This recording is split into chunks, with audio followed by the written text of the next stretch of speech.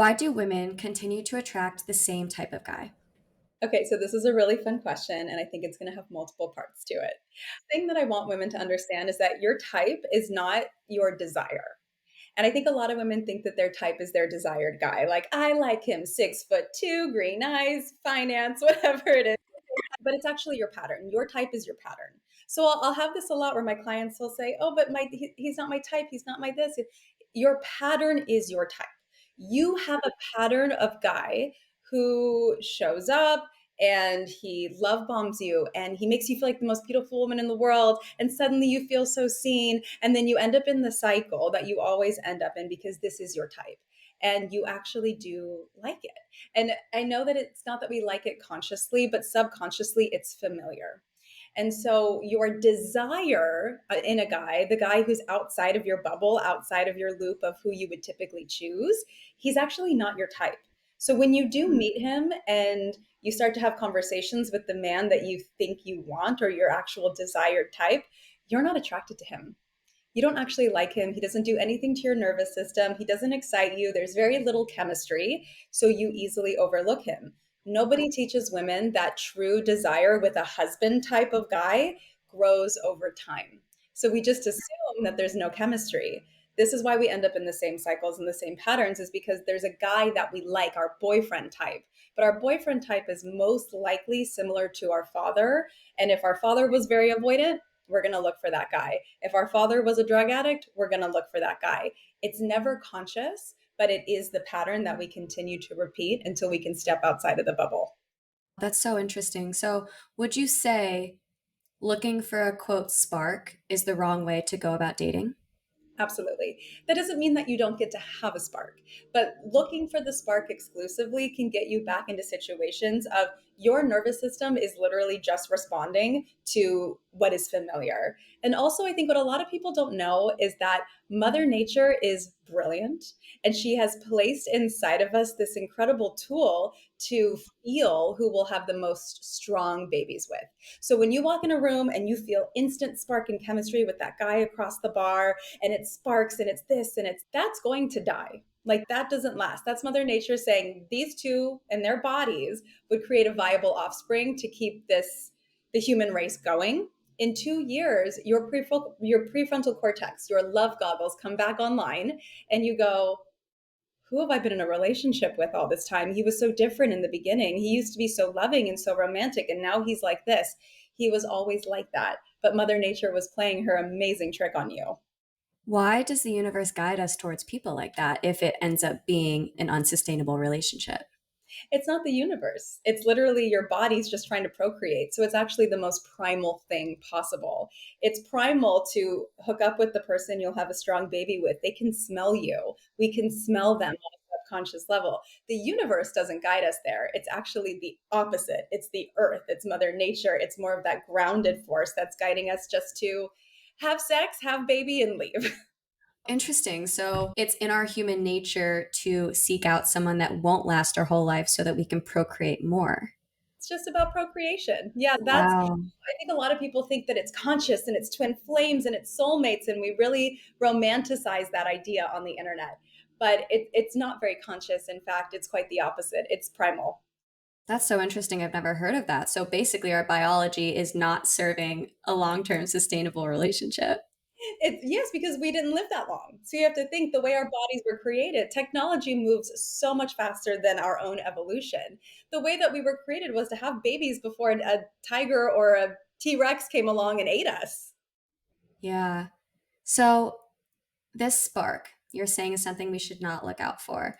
So, transitioning then into if we're in that unhealthy or toxic kind of relationship with a partner that we have that feeling with that we know something is off, what does a toxic relationship look like and more importantly, feel like? So a toxic relationship feels like anxiety in your body. Some people call it butterflies, but it's this chaos. It's this uneasy feeling like something's always wrong. And I think for women in particular, because we are more nurturing and empathetic by nature, we go inward and we tend to look at ourselves first. We'll make excuses for the guy and go, I think it might just be me. Maybe I'm going through this thing right now. Maybe it's my hormones. Maybe it's my period. We go internal first before we actually are willing to take a look at the reality of the situation. And I hope that at some point we'll get to talk about the foundation of dating, because if the foundation of dating, the way that the relationship began, was off, the whole relationship is off. And a lot of people don't want to look at that because, yes, it is true that we can change it in the future, but it is a lot more challenging versus if you set a foundation from the beginning that you're not even a person who puts up with toxic, or you're not okay with toxic, then it's not going to happen. There's a standard in place and people know that they can't mess with you. But if you feel that anxiety, that chaos, that shaking, where is he? Why hasn't he called me? Why is that uneasy feeling? And then you get the reward whenever he calls, right? You get that reward whenever he suddenly wants to see you again. You're creating addiction. So hot and cold creates addiction in the brain. The more he's cold and then he's hot and then he's cold and then he's hot, the more addicted you are. That's not a healthy relationship dynamic. That's actually a toxic one. That looming feeling of anxiety, it's something I can very much relate to. I have felt that in a recent relationship I had, and it eventually led me to end it because that feeling only grew. Let's say you have that feeling, but the person you're with is constantly gaslighting you or telling you, oh no, it's because of you, or it's because you did this or acted this way, and that's why we're having this situation. What advice would you give for someone who's experiencing constant gaslighting and who's confused whether it's them or the other person? The best advice possible for anybody in that situation is to strengthen your sense of self.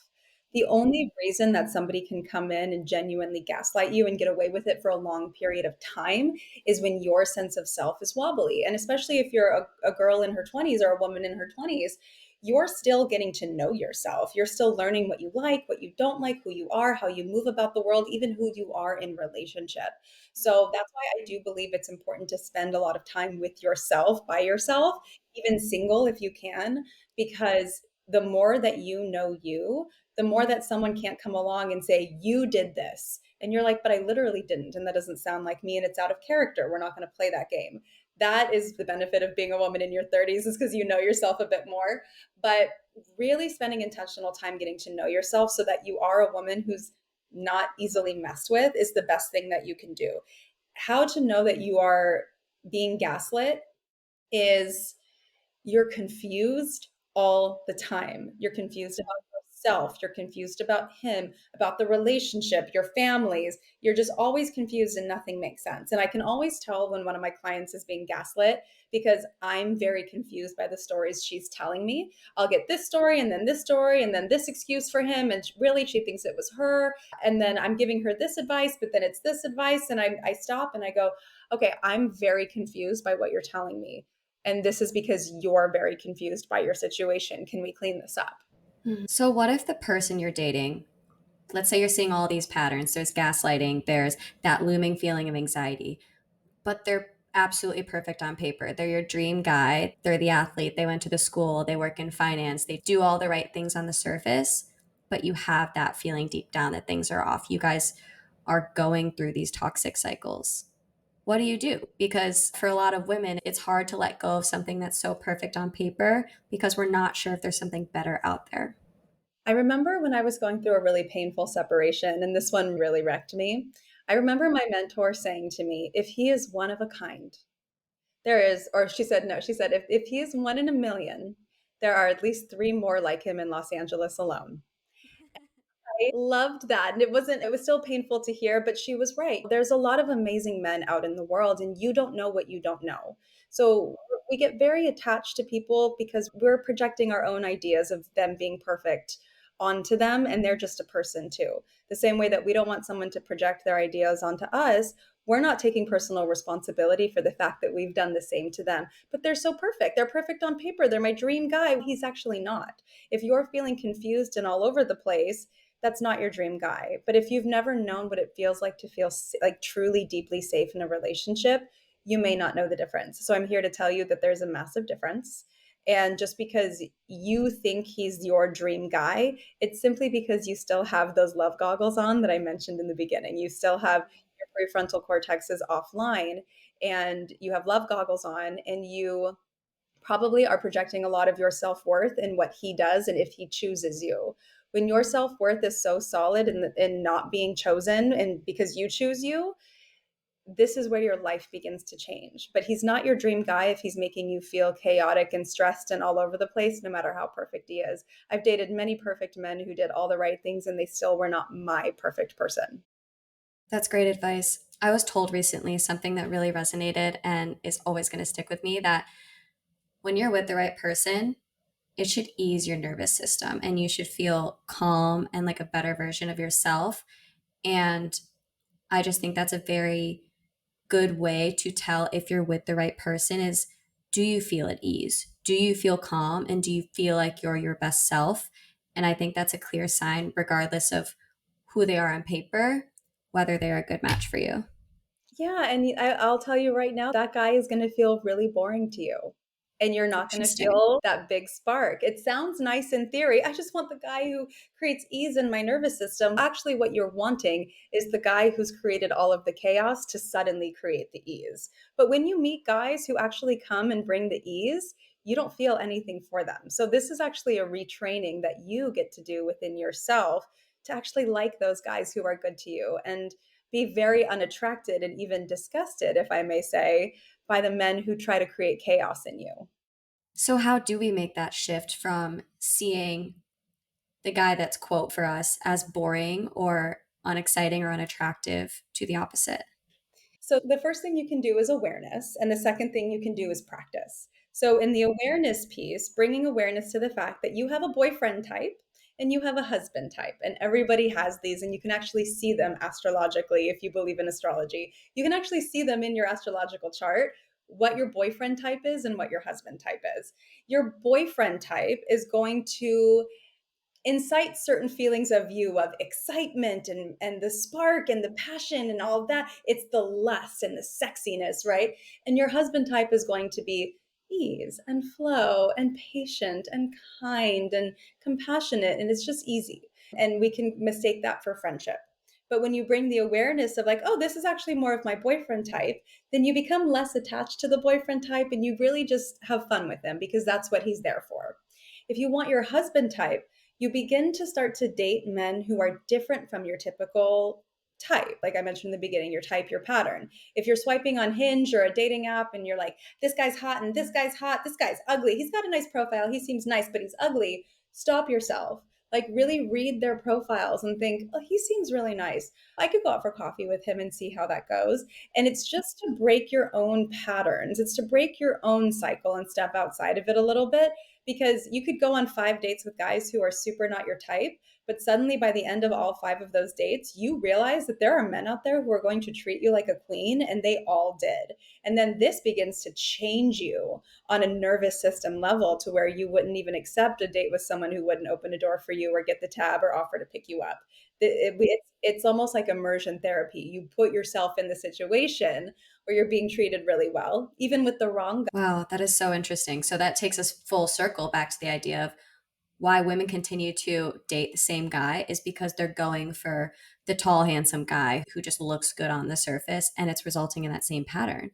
And so that's great advice to go for someone you might not normally go for, and that breaks the pattern. Yeah, and let me tell you something. As somebody who I broke my own pattern, I went out with all these really great guys who treated me so well, and they took me traveling, and they paid for everything, and they would like send me $400 worth of roses when they were out of town, and like I did all that stuff, and they still were not my guy. I still ended up with the 6'2" handsome guy with blue eyes, but my nervous system recognized who was actually a good heart, a good soul, a good connection, a good match for me in my life. Do you think you have to go through a certain amount of unhealthy or toxic, or not even toxic, but a certain number of people who aren't a good match in order to know what it feels like to have a healthy or strong connection? Yes and no. It just depends on your level of evolution within yourself. Because right now, humans as a whole, in general, we actually use pain as our compass. We use pain as our guiding system, right? Like we don't go to the doctor until something's wrong. And then sometimes now something has fully developed, instead of staying in the pleasure of I'm healthy because I am, I'm enjoying because I am. We have used pain as our guiding light to know what we don't like. I think that as we evolve as humans, we're going to start using pleasure as our guiding light. So if you at least bring in the awareness, let's say you're someone listening to this who's only ever had one relationship, you Mm. don't need 10 more relationships to know what you don't like. Right. I would like for you to go on 10 dates with 10 different guys, first dates, just to get a feel for what's possible. I think that a lot of people can get stuck in this is the only thing I've ever known. And so I married the first guy that I loved, and now we've been together 20 years and I hate him and I don't have any other experience. That happens. But I think eventually, as we evolve as people, pleasure gets to be our compass. And we know this literally doesn't feel good. I like myself enough to remove myself from it. But right now we're chasing the pain a little bit because we want to accumulate our worthiness from being able to change somebody or be chosen. Whereas it can only genuinely come from within. And then when we find that source of worthiness within, that's when the healthy relationship will come about because we're not seeking it externally. Totally. And you're not also attracting it from a place of fear. And I see a lot of people Mm. doing that as well. Is like, now I have the standards and now I have the boundaries and now I'm being this girl or this woman. But it's actually a pendulum swing into hyper rigidity because you're afraid of being hurt again. So it's easier to have bigger standards and bigger boundaries to the point where nobody can get in there, nobody can penetrate your heart, and it's safer. So when we attract from love rather than fear, we're also going to get the result. Interesting. And both people need to be in that place, correct? Like be in that place of worthiness and have a good relationship with themselves for the relationship to work. Or what are your thoughts on that? Yeah, I would say yes for the most part because relationships are also meant to grow. Like we do grow side by side with each other over a lifetime, hopefully, or at least a couple years, depending on your relationship. So it doesn't have to be perfect, but there just has to be a willingness. Like, oh no, I like growing, I like changing. I'm always here for expansion and a curiosity of what's next. So again, they don't have to be perfect, but as long as they're working with their sense of self and they're open to it and there's an emotional intelligence and maturity there, anything's possible. I love that you brought that up because, again, going back to the relationship that I was speaking to earlier, I stuck around for as long as I did because there were constant promises of change and growth. However, I continue to see the same patterns come to the surface. But then the narrative would be flipped when I saw those patterns resurface to say, you can't expect me to be perfect. I'm growing. Isn't that enough? So, what is that fine line of, yeah, they're not going to be perfect? It's unreasonable to expect perfection from anyone versus, no, this is unhealthy and don't justify it by saying they're not perfect. There's a couple different things, but I think the number one thing for women is that your body knows. Your body is so intuitive, and she probably was telling you for so long, this isn't right, this isn't right, this isn't right, and you kept trying to calm it and soothe it and do whatever you could to just stick around a bit longer when your body was saying no. I think the most important thing that women can do for themselves in relationships is to lean back and witness. Like, just be the witnesser in the relationship. You're not here to fix anyone. You're not here to change anyone. You're not here to force anyone or drag anyone behind you. You're here to lean back and witness who this person says they are and watch them and then make decisions for you that are best for you. I think that we forget that men are the ones who court. Men are the ones who audition. Men are the ones who are supposed to come along and show us that they are the most viable option, the safest option to choose. We are the women. We are the feminine. We are the chooser. And yet we're all running around like we're the ones auditioning and we're the ones trying to prove ourselves and be chosen. Yeah, All you have to do is lean back and witness them as they are without trying to change them and believe them when they show you. I love that. That's tremendous advice. And you're so right. I acted on that feeling that I had for so long. And the second I ended things, I had this like feeling of relief wash over me. That looming anxiety went away. As hard as it is at times to transition out of a relationship, of course, you're going to have those growing pains. But overall, I felt relief, which was just a cherry on top to affirm my decision that that was what I was meant to do. So I want to transition to this idea of love bombing. Let's say you meet a guy and from the start, they seem like the perfect person. They put you on a pedestal, they compliment you. How do you know if that's love bombing or how do you know if they're just like a romantic good person? So it is a fine line. A lot of these things are fine lines, but the way that I like to look at love bombing is grandiose words and gestures and gifts too soon. Okay, so the same way that I would teach my clients, and I do teach my clients to be discerning, The men are also discerning. Healthy men are also discerning. So if they've just met you, they don't know you. And you just met them, you don't know them. So no healthy, rational man is going to all of a sudden show up on date two and be like, "You're the woman of my dreams. There's no women out there like you. I can't believe this. You're so innocent. You're so kind. Oh my God, I'm falling for you. Oh my gosh, everything about you. You're so this, you're so that." They don't know you and they don't know that for a fact. And we can fall into it because we're like, oh, they think I'm glowing and they think I'm the perfect wife material and they think this and this. And it can be delicious to feel that way and to receive that. But just in truth, they don't know that about you. So when people say those things to you and you don't know them, you can say, thank you. But why do you think that? Because we just met. And I'm curious. And keep this in mind, no one is love bombing on purpose. People get excited. People are like, she seems great, and project the idea of perfect wife, perfect girlfriend. She's beautiful. She's this. She's sexy. They just project it onto us because they're excited and they're ready to meet that person. The same way that we come home from a first date with a hot guy who was nice and we're like, I could have just met my husband. That's us doing it too. We're falling into the commitment trap. We're I've no so done that. yeah, yeah, we all have. We're no different here. So slowing it down. You don't actually know anybody like 3 to 6 months. It takes 3 to 6 months to actually start to see who somebody is. So if you're dating a brand new guy, slow it down. Be discerning. Tell him, I'd love to take it slow and genuinely get to know you as a person because anyone can put on good behavior for 3 to 6 months. But around month four, it'll start to slip and you'll start to see, wait, that was weird. That was a weird slip up. He's getting drunk a Mhm. lot. He's not like he doesn't come over very much like he used to. He doesn't this. He doesn't. But he's suddenly following a lot of different girls on Instagram. That's weird. Like all this stuff starts to pop up around month four. So be careful with your attachment. Don't go all in on one guy so quickly, and don't share your body with anybody until you're certain that they're a safe person to do. I think that this is a mistake that a lot of women make because we want to feel sexy and empowered and close to somebody. But when we sleep with somebody very quickly, we connect, we bond through oxytocin being released in our brain. The men don't bond like that. They actually have more testosterone coming into their brain, which blocks oxytocin. They're not bonding with you if you sleep with them very quickly. At that point, you're still just part of the hunt. Over time, when their testosterone starts to go down a little bit more, and fun side fact, they did all these studies, and men who are in relationships and married have less testosterone than single men because they're not on the hunt anymore.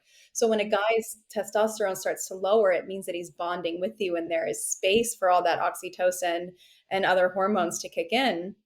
Now you can start to see who he really is. He's going to start to let that down and you're vulnerably opening up to him.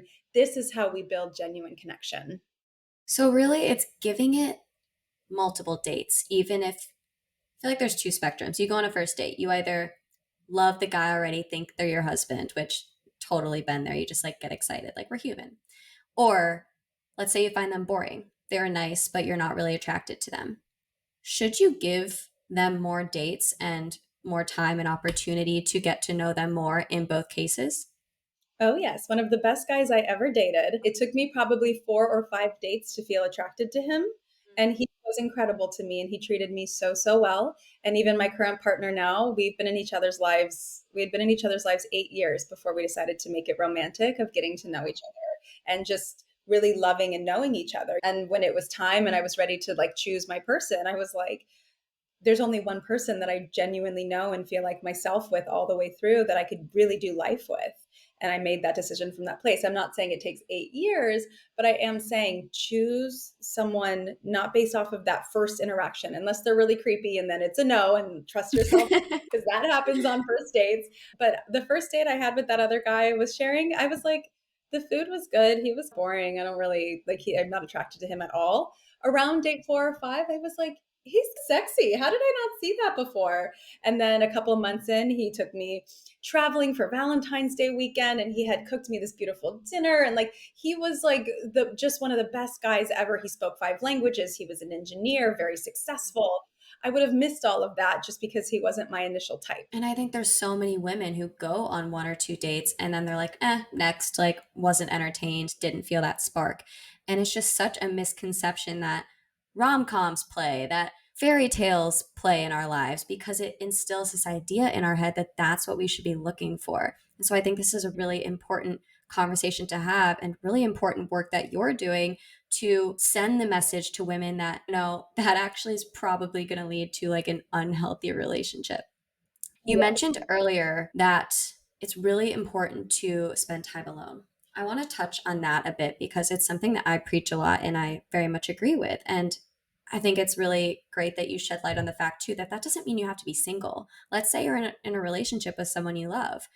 Still take time to spend time alone, to take yourself to dinner, to get to know and love yourself, because that's how we build our worthiness within. So, how do you know if you're ready for a relationship or if you should be spending time alone? If you recently got out of a relationship that really shattered you and you haven't been single in a while, it's important for you to be single right now. And or if you have been dating nonstop and you've been dating and you have all of these 3-month long relationships behind you that all end in like what the F, right? It's a good moment to recalibrate and spend some time alone. You are your most important relationship, and you will always be your most important relationship. And if you are somebody who loses yourself in relationship very easily, this is very important for you. And also on the other side of that, so the woman is always my first priority. Who are you being in the world? How are you caring about yourself? How are you, feeling? But on the other side of that, it has wonderful benefits because men are deeply attracted to the woman that they're moving towards, not the woman who's always moving towards them. So if normally you meet your boyfriend or husband by meeting him at the door with a cup of tea and let me grab your jacket for you, how was work today? Practice having your own cup of tea in the bedroom reading a book when he gets home so that he has to come find you and you're pouring into you so that you're setting the standard of I'm a woman who pours into herself. How will you pour into me too? Let's say you're with a partner who isn't good at spending time alone or just loves to constantly be together, but you're craving that alone time. How would you approach that situation? It's just not really your problem. Good answer. Yeah, it's not your problem. How would I approach it? It would be like this. I love you to pieces and I love our time together. And I would love to start learning how to spend some time with myself. I think I'm going to join a dance class and make some girlfriends and just work on having a little bit of a life outside of us. And I would love if you did the same. I think it would be really good for us. Done. Because also I said it's really good for us. This isn't, hey, I'm going out there to like be separate from you and not be with you. It's like, let's do this new thing in our relationship and it'll be hot and sexy. And maybe when I come home, we'll want to do it more because we had more time apart and I get to miss you. Like, be fun. It's not so dense and heavy. And I think this is part of why so many relationships crack or fail is because it gets so dense and heavy with our routine instead of staying playful. Don't be his mother. Don't be his babysitter. Be his lover again. Mhm. So let's transition back into dating. You're out there in the dating market seeking a partner. Can you speak to this idea of seeking princess treatment and how our desire for quote princess treatment holds us back from seeking and finding that healthy relationship? I am so in love with this topic right now because princess treatment is all over the internet. And to be clear, I do think women get to be treated like princesses, but I'm more interested in being treated like a queen than a princess. So, what is a princess? A princess is typically a little girl who has an entitlement about her. She's throwing tantrums. She expects everyone to just do everything for her all the time. And I'm seeing this like hyper blast of this sort of like little girl energy on the internet of do everything for me all the time. It takes away our sovereignty as women. It's very disempowering. And the only types of men who are attracted to little girl energy are controlling men or princesses or princes, right? Controlling men who go, she's so naive, like a little girl, I can control her. That's not safe. Or princes, when they finally get the princess and they rescue her and they take her back to the kingdom and he's going to marry her, he has no idea what to do with her when he has her. He knows how to court her and win her over and save her from the dragon. But then what? He has no idea. So if we're walking around in this princess energy throwing these little tantrums about all the things these guys should be doing for us and we find daddies and princes to do all the things for us, we're really stepping out of our power. So I'm more interested in queen energy because a princess might show up on a date like, are you going to get the door for me? A queen just steps to the side and assumes it's going to happen. There's I not a love that. not a question. This is just the way people treat me. Do you feel the difference? Absolutely. It's less of perhaps neediness and more secure expectation. Yeah, a princess might go, "You have to be this type of guy for me." The queen just leans back and sees who he is, and there's no harm, no foul. There's plenty of other kings out there. I almost get this vibe when you describe the difference between the two, that the queen has that sense of self worth and she knows her worth. So therefore, she won't settle for anything less. Whereas a princess, it almost feels like we're going full circle back to that. I need external things from you in order to feel worthy. So maybe it's that the princess is in that place of lack and neediness because she hasn't worked on her internal worthiness yet, whereas the queen knows her worth, therefore can still expect those things in the relationship, but not from a place of lack, more from a place of security. Yeah, and when you come from that place of security, you're not throwing tantrums all over the place telling people what to do, right? I Yeah. think we really try to control men and tell them what to do and who to be, and that's how to get the opposite results from what we actually want. So yeah, I think the princess needs and the queen desires, and that just is a completely different frequency. How do you suggest we channel that queen energy? Again, it all comes back to self and knowing yourself and knowing what you like and knowing what you're worthy of. I think that there's a lot of places that unworthiness plays out in our relationships and in our dating world that we would have no idea of. Princess energy or entitlement energy being one of them.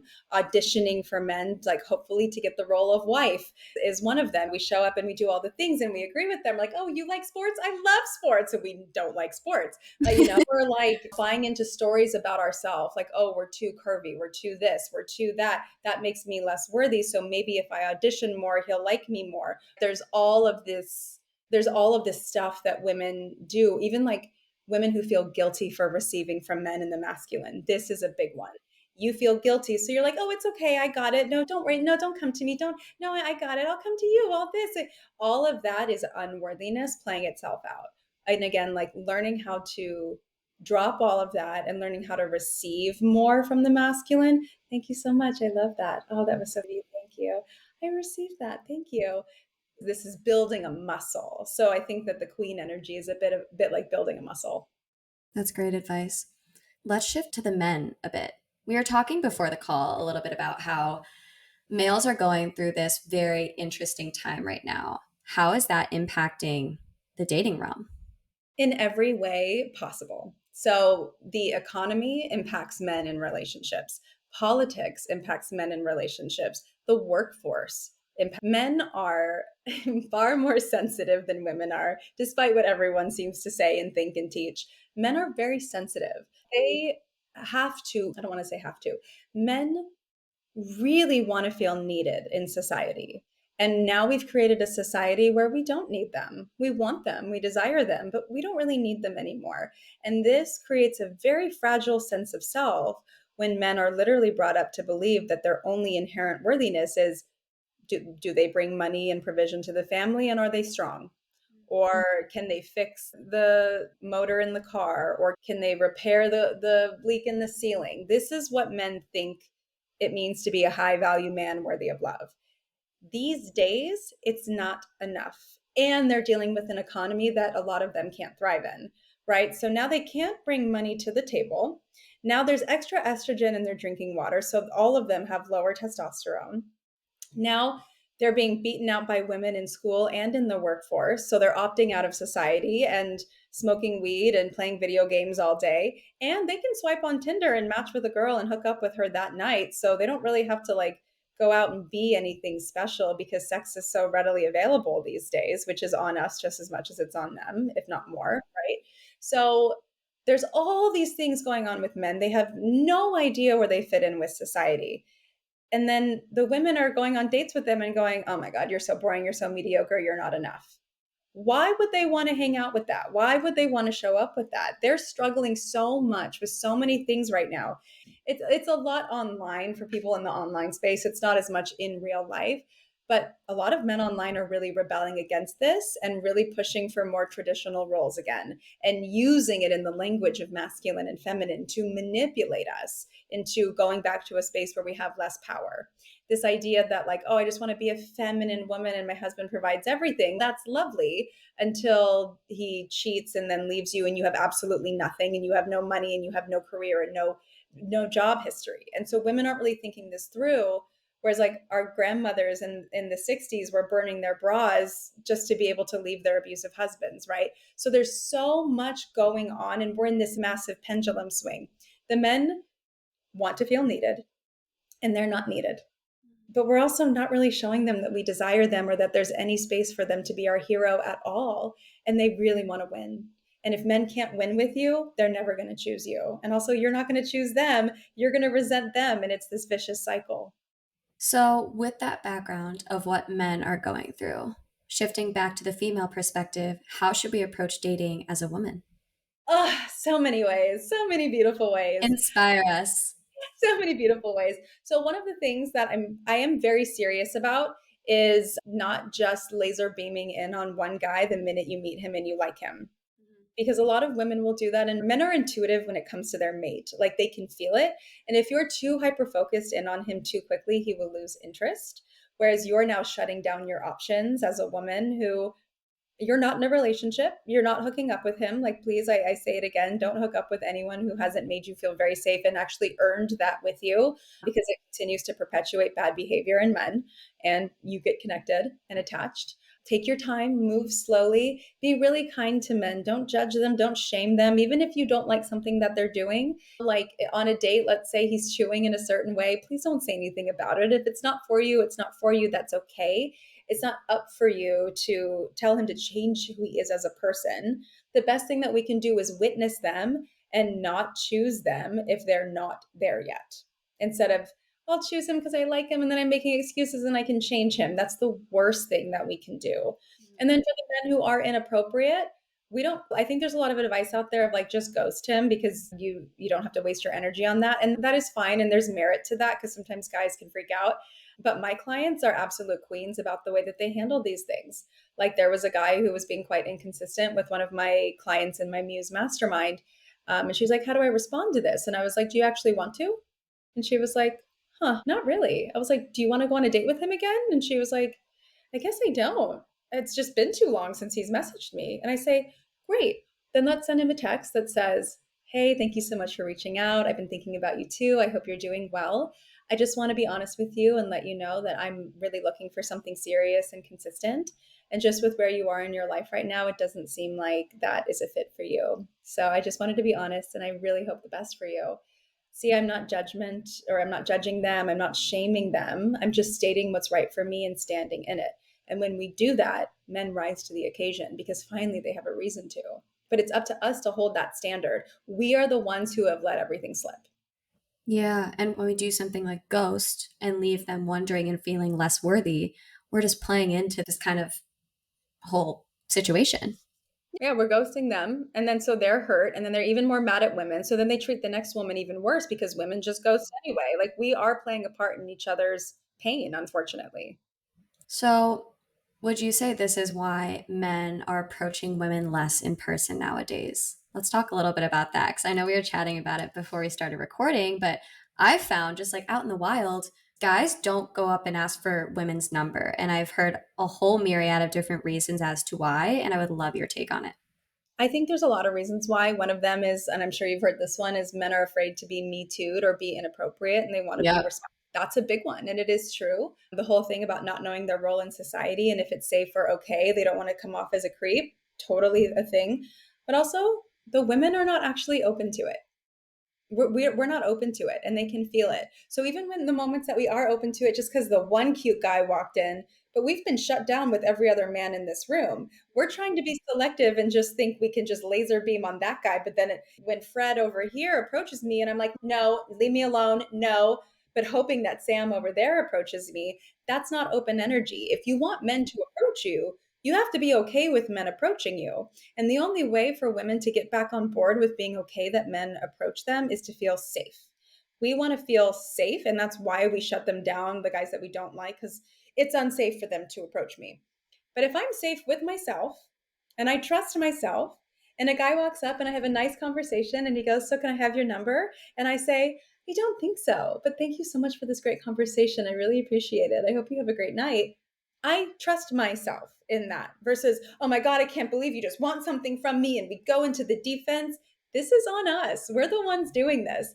When my energy is open like a lighthouse and I'm smiling at people and I'm very open in the room, men approach me. Mhm. And if that one guy hasn't yet that I want to, then I can go walk up and stand next to him at the bar and look at the menu in front of him and go, "What are you drinking? That looks really good. I've never been here before." Mhm. And then they tell me, and I'm like, "I don't like gin, but thank you for letting me know." And then I order, and now the door's open. So he's going to keep talking if he's interested. Or another great one is, "I'm so sorry to bother you with this. I have to take these drinks back. Can you help me with one of these? I don't have enough hands." And all my girlfriends are back there. Sneaky. I love it. Yeah, but we're also now inciting them to be helpful. And when men are helpful, then they're our heroes, and then they're instantly more attracted to us. And we know how to receive. That's great advice. So it's the energy we give out. It's all about energy. And also it comes full circle back to the concept of you don't know what the person's going to be like till you get to know them. And so we shouldn't be so selective in the bar exclusively based on looks because of our whole first half of our conversation. And that's not how you're going to find the healthy guy that's going to make you happy and be a sustainable relationship. So, beautiful cherry on top of all of this. What is your best advice wrapping all of this together for someone who's trying to manifest that happy, healthy relationship? Cultivating your sense of self is very important. This is going to be the most important thing, is feeling safe within yourself, healing up your pain with men in the masculine and falling back in love with them and who they actually are, being a loving, empathetic, compassionate, kind person who's boundaried and has her standards in place but doesn't shame people for not meeting them, emotional intelligence, emotional maturity. All of these things are ways to develop this version of you. Become your own dream girl, attract from that space. That's like totally one of my sayings. I also say classic dating with a modern twist. Look at where the classics really worked and allow yourself to be courted. Don't fall for things so quickly, and lean back and receive and allow yourself to learn how to receive no matter how uncomfortable it is. But I think you learn all of that stuff. And then at the well, you'll always learn that stuff. But at the end of learning that stuff, though you'll learn it for forever, remember that we're all humans and we're all going through really difficult things. So when we throw around words like narcissist and gaslight and gold digger and whore and like all of these words have frequencies, these words are casting spells into the world, and we are part of that thing. Because the truth is, I could date someone with narcissistic tendencies who treated me terribly, and then his next girlfriend, he's a king, an amazing partner to, because I wasn't the right person for him. And I was holding on from a place of fear that there wouldn't be more, when there is more, and the right person or the right people do exist for you. So again, if he's one in a million, there's three more in your city just like him at least. So keep yourself really open to possibility, and remember that people are people and we're all navigating this together. So be really kind about it. Yeah, we have to have compassion and remember that they're not objects. Everyone has feelings and it all impacts the energy that we end up eliciting. Yeah, I want women to remember that we actually are so powerful in this dynamic, even though it feels powerless. And we are the reasons why men grow up, men go get the bag, men go create the careers. We're the reason. So go give them a reason to be the guy now. One of my good friends told me this and it always stuck with me. She says, "Don't forget that you are the prize." And I think we all need to remember that a little bit more. Absolutely. Taylor, thank you so much. I had so much fun and I learned so much. I am absolutely going to have you back on for a part two. But in the meantime, where can everyone find you? Thank you so much for having me, Camille. This has been so fun. You had such great questions and you're such a cutie. It's been so fun. Yeah, I spend most of my time on Instagram. My account is I am Taylor Carr, Carr. I have TikTok. I'm not super active, but it's there as well. I have a podcast I'm inconsistent on called the Activated Woman Podcast. And yeah, I think those are the best places to find me for now. Awesome, Taylor. Thanks again. My pleasure.